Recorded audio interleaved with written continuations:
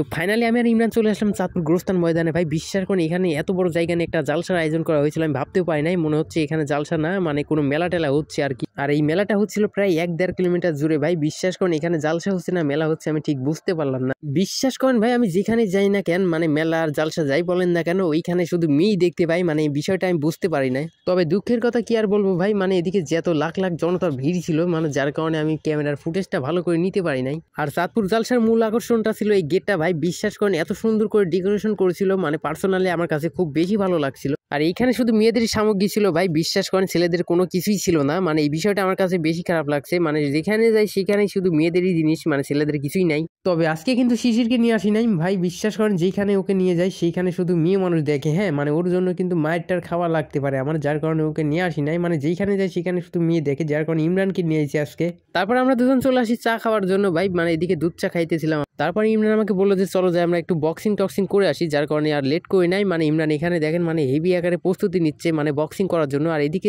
ইমরানের কথা কি আর বলবো ভাই, মানে তবে ইমরানের কথা কি আর বলবো ভাই, মানে সে সাইড সুইড অনেক মেয়ে মানুষ দেখে একটু পোস্ট পাস নিতে গিয়েছিল মানে বক্সিং করার সময়। তারপরে ইমরান আবারও চলে আসে মানে বন্দুক দিয়ে বেলুন ফাটানোর জন্য। মানে ছেলে মানুষের মতো খেলাধুলা এখনো ছাড়ি নাই, মানে বিশ্বাস করেন ভাই কি আর বলি তাকে। দেন তারপরে কিছু ফ্যান ফলোয়ারদের সঙ্গে দেখা হয়ে যায়, পার্সোনালি এই বিষয়টা অনেক বেশি ভালো লাগে। তো আজকের ভিডিওটা আমি নিয়ে পর্যন্তই ছিল। ভালো লাগলে লাইক কমেন্ট শেয়ার করবেন। দেখা হচ্ছে কোনো এক নতুন ভিডিওতে। সে পর্যন্ত সবাই ভালো থাকবেন, সুস্থ থাকবেন, যে খেয়াল রাখবেন। আল্লাহ হাফেজ।